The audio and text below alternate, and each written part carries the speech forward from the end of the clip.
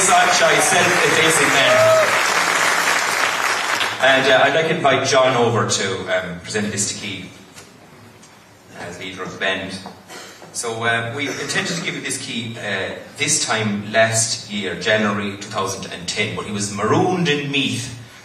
What a fate, because of the frost. This time last year we had our second concert was cancelled, if you remember, or postponed, that is, and so a key was meant to get that one, he was meant to receive this. So what we have a wonderful presentation box. The box is the work of David O'Brien and his dad, and it says presented by the Kilfenora to Key on January 10th, marking a decade. I'd say it's more like 15, isn't it, of service to Irish music.